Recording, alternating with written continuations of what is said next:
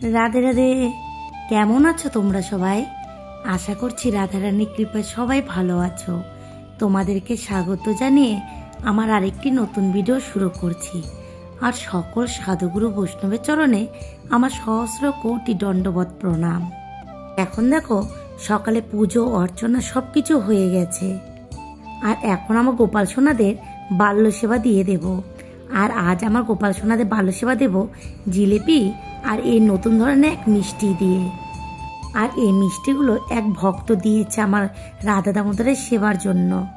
তাই আজ সকালে এই মিষ্টি আর জিলিপি দিয়ে আমার রাধা দামোদরের বাল্য সেবা দিয়েছি। আর এখন দেখো এই র্যাকটা আমাদের ঘরে সেট করব। আর আমাদের ঘরে একটা ফার্নিচার ছিল এখানে, সে ফার্নিচারটা মেয়ের ঘরে নিয়ে গেছে। ওর কিছু জিনিসপত্র রাখার অসুবিধা হয়ে গিয়েছিল। আর এই গ্রন্থগুলো যে দেখছো, এই গ্রন্থগুলো ওই ফার্নিচারের মধ্যে আমি রেখেছিলাম। দেখো এই ফ্যান লাইটটা আমাদের দোকানে বিক্রি করে, তাই আমি একটা নিয়ে এসেছিলাম ঘরে লাগানোর জন্য। আর এই গ্রন্থগুলো দেখছো, এই গ্রন্থগুলো সব ওই ফার্নিচারের মধ্যে ছিল। এখন এই গ্রন্থগুলো আলাদা একটা জায়গায় রাখবো। আর আমাদের ঘরে যে জায়গাতে ফার্নিচারটা ছিল সেই জায়গাতে ওই র্যাকটা রেখে দেব। আর দেখো তোমাদেরকে একটু এই গ্রন্থগুলো দেখাচ্ছি। এই গ্রন্থগুলো সাধুমুখে হরিকথা, তারপর রাধাকুণ্ডের মহিমা, এগুলো এই সাধুমুখে যে হরিকথা, এই গ্রন্থে 7টা খণ্ড আমার কাছে আছে। আর বৃন্দাবনে শ্রী শ্রী অনন্ত দাস বাবাজির এই গ্রন্থ। আর এই গ্রন্থগুলোর মধ্যে খুব সুন্দর সুন্দর কথা আছে। যদি কখনো সম্ভব হয়ে ওঠে তোমাদের সাথে অবশ্যই এই গ্রন্থ নিয়ে আলোচনা করব। আজ তোমাদের সাথে আরেকটা কথা শেয়ার করছি। আমি অনেক জায়গাতে শুনেছি অনেকেই গোবিন্দের যে এই শাস্ত্রগুলো আছে, ভাগবত, চৈতন্য চরিতামৃত, নানান ধরনের লীলা কথার শাস্ত্রগুলো, সেই শাস্ত্রগুলোকে অনেকেই বলে বই। কিন্তু কখনোই শাস্ত্রকে বই বলা উচিত নয়। শাস্ত্রকে সবসময় গ্রন্থই বলতে হয়। বই বললে তাকে অবমাননা করা হয়। সে কারণে আমার শ্বশুরমশাই এই কথাটা আমাদেরকে শিখিয়েছে যে কোনো গ্রন্থকে কখনোই বই বলবে না। অন্ততপক্ষে গোবিন্দের যেগুলো গ্রন্থ, শাস্ত্র কথা, লীলা কথা আছে, সেগুলোকে সবসময় গ্রন্থ বলে সম্বোধন জানাবে। সেই কারণে আমরা কখনোই গোবিন্দের কোনো শাস্ত্রগ্রন্থকে আমরা বই বলি না, গ্রন্থই বলি। তাই তোমাদেরকেও এই কথাটা বললাম। তোমরা হয়তো অনেকেই জানো, আবার অনেকেই জানো না। যারা জানো না তাদের প্রয়োজনে লাগবে এই কথাটা, সেই কারণে বললাম। আর তার সাথে আর একটা কথাও বলছি যে গ্রন্থ পাঠ করার সময় সবসময় এই কথাটাই বলতে হবে, গ্রন্থ পাঠ করব। কখনো এ কথা বলা যাবে না যে গ্রন্থ পড়ব। কারণ গোবিন্দের লীলা কথা, গোবিন্দের নাম গুণগান সবসময় পাঠ করা যায়, পড়া যায় না। আমি এইটুকু জানি, তাই তোমাদের সাথে শেয়ার করলাম। আর আমার শ্বশুরমশাই এ কথাটা আমাদেরকে শিখিয়ে গেছে। আর ছোট্ট ছোট্ট জিনিসগুলো আমাদের জীবনে অনেক কিছু প্রয়োজনে লাগে। দেখো আমাদের জীবনে কখনো শিক্ষার শেষ নেই। জন্ম থেকে মৃত্যু পর্যন্ত আমরা সারাটা জীবন শিক্ষা পেয়ে যাই। শিক্ষা কখনো শেষ হয় না। সে কারণে আমাদের জীবনে যত কিছু আমরা চোখে দেখি কিংবা কানে শুনি, যা কিছু শিক্ষণীয় সব কিছু আমাদের গ্রহণ করা প্রয়োজন। আর এই ধরনের ছোট ছোট বিষয় আমি যতটুকু জানি তোমাদের সাথে অবশ্যই শেয়ার করব। আর তোমাদের যদি এগুলো জানার আগ্রহ হয়ে থাকে অবশ্যই আমাকে কমেন্টের মাধ্যমে জানিও। আর দেখো আজকে অনেক ঘরের কাজ আছে, তাই কিছু কিছু তো তোমাদের সাথে শেয়ার করবই। আর তার সাথে আগে রান্নাটুকু করে নিচ্ছি। আজকে আলুর দম রান্না করছি। আর এই ছোট ছোট আলুর দম করতে অনেকটাই টাইম লাগে, কারণ সিদ্ধ করে নিয়ে আবার ছিলতে হয়। আর এই ছোট ছোট আলু ছিলতে অনেকটাই সময় লেগে যায়। আর তাছাড়াও আজকে ঘরে অনেক কাজ আছে, তোমাদেরকে তো আগে একটু দেখালাম। সেগুলো সব কিছুই করতে হবে। আর যতটুকু সম্ভব হয় তোমাদের সাথে শেয়ার করার চেষ্টা করব। তাই আর সকাল সকাল রান্না করে ভোগ লাগিয়ে দিলাম। কারণ ভোগটা হয়ে গেলে আমি নিশ্চিন্ত হতে পারি। কারণ টাইম মতন আমার রাধা দামোদরকে সেবা যেন দিতে পারি, এই চিন্তাটাই মাথার মধ্যে থাকে। আমি যখনই ঘরের কাজ করি আমি আগে গোবিন্দের ভোগ লাগিয়ে দিয়ে তারপরে ঘরের কাজে লেগে পড়ি। আর প্রতিদিনের তো আমাদের সংসার কাজ অনেকই থাকে, তাই আগে ঠাকুরের সেবা কাজ করি, তারপরে এই ঘরের কাজ করি।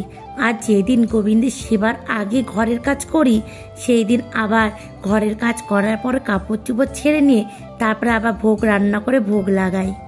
আর এখন দেখো আমি এই জায়গাটা পরিষ্কার করে নিয়েছি, আর তোমাদের দাদাভাইকে বললাম এই র্যাকটা একটু ভিতরে ঢুকিয়ে দাও।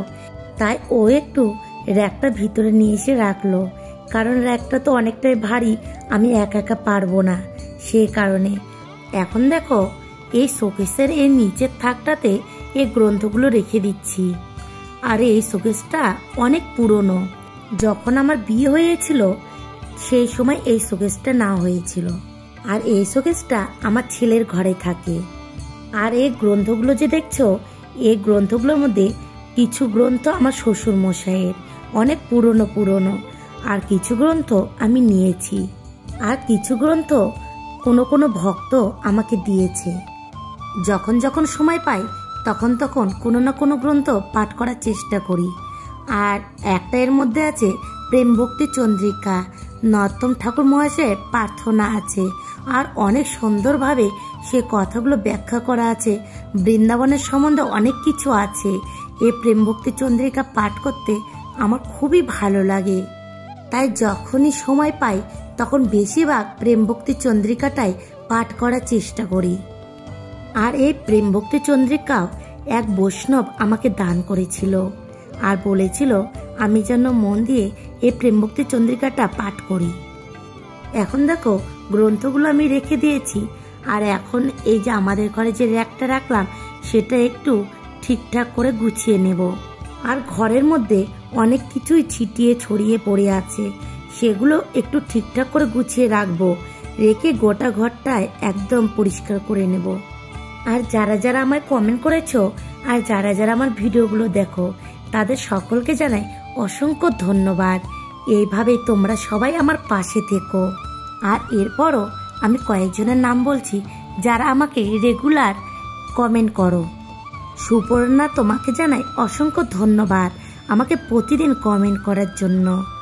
তোমার প্রতি রইল আমার অনেক অনেক ভালোবাসা, তুমি ভালো থেকো। আর স্বপন রয় আইডি থেকে একজন আমাকে প্রতিদিন কমেন্ট করো। আমি জানি না তুমি কে, তুমি ভাই না বোন, অবশ্যই আমাকে কমেন্টের মাধ্যমে জানিও। আর আমাকে প্রতিদিন কমেন্ট করার জন্য আর আমার ভিডিও প্রতিদিন দেখার জন্য তোমাদেরকে জানাই অসংখ্য ধন্যবাদ। এভাবে তোমরা সবাই আমার পাশে থেকো। আর গীতাদি ভাই, তুমি তো আমাকে প্রতিদিন কমেন্ট করো, তোমার কথা আমি কখনো ভুলবো না। তুমি আমার অনেক অনেক ভালোবাসা নিও, আর এভাবেই আমার পাশে থেকো। আর শম্পা দিদি ভাই, তোমার কথা আর কি বলবো, তুমি আমাকে এত ভালোবাসা দিয়েছো, আমার জন্য তুমি এত চিন্তা করো, এ কারণে তোমাকে জানাই অসংখ্য ধন্যবাদ। এভাবেই তুমি আমার পাশে থেকো, আর তোমার প্রতি রইল আমার অনেক অনেক ভালোবাসা। তুমি ভালো থেকো দিদি ভাই। আর মনিকা আইডি থেকে একজন আমায় কমেন্ট করেছো, তুমি বলেছো তোমার ভোগের রেসিপি দেখতে আমার খুব ভালো লাগে মা। প্রথমেই জানাই তোমাকে অনেক ধন্যবাদ। আর তোমার নাম কি তুমি আমাকে অবশ্যই জানিও। আর তুমি আমার পরিবারের নতুন সদস্য হয়েছো, তাই তোমাকে অনেক ভালোবাসা দিয়ে স্বাগত জানাই। এভাবে আমার পাশে থেকো। আর এখন দেখো ঘরটা প্রায় আমার গোছানো কমপ্লিট হয়ে গেছে। এখন বিছানাটাও ভালো করে পেতে ঝেড়ে নিচ্ছি, আর অন্যদিকে সব কিছু ঝেড়ে মুছে পরিষ্কার করে নিয়েছি। আর এখন ঘরে মেঝেটা একটু ঝাড় দিয়ে নেব। তারপরে আমি দুপুরে প্রসাদ পেয়ে আবার মালা জপ করব, তারপর আবার বিকেলের ভোগটাও দিয়ে দেব। আর আমাকে অনেকে কমেন্ট করেছো আগে, হয়তো তারা সময়ের অভাবে করতে পারো না, তাদেরকেও জানাই অনেক অনেক ভালোবাসা। আর সকলের কাছে অনুরোধ জানাই যে অবশ্যই তোমরা আমার ভিডিওটা পুরো দেখো, স্কিপ করো না। আর এখন দেখো আমার ঘরটা একদম পরিষ্কার করা হয়ে গেছে। আর আমার এই ভিডিওগুলো যদি তোমাদের একটু ভালো লেগে থাকে তাহলে অবশ্যই একটা লাইক, একটা কমেন্ট করে দিও। তোমরা অনেকেই আমার ভিডিও তো দেখো কিন্তু লাইক করো না, হয়তো তোমরা ভুলে যাও, কিন্তু তাই তোমাদেরকে অনুরোধ জানাই অবশ্যই একটা লাইক করে দিও। আর যারা আমাকে সাবস্ক্রাইব করোনি তারা একটা সাবস্ক্রাইব করে দিও। এখন দেখো ঘরের কাজ করে নিয়ে আমি প্রসাদ পেয়ে মালা জপ করেছি। এখন বিকেলের ভোগটাও দিয়ে দিয়েছি।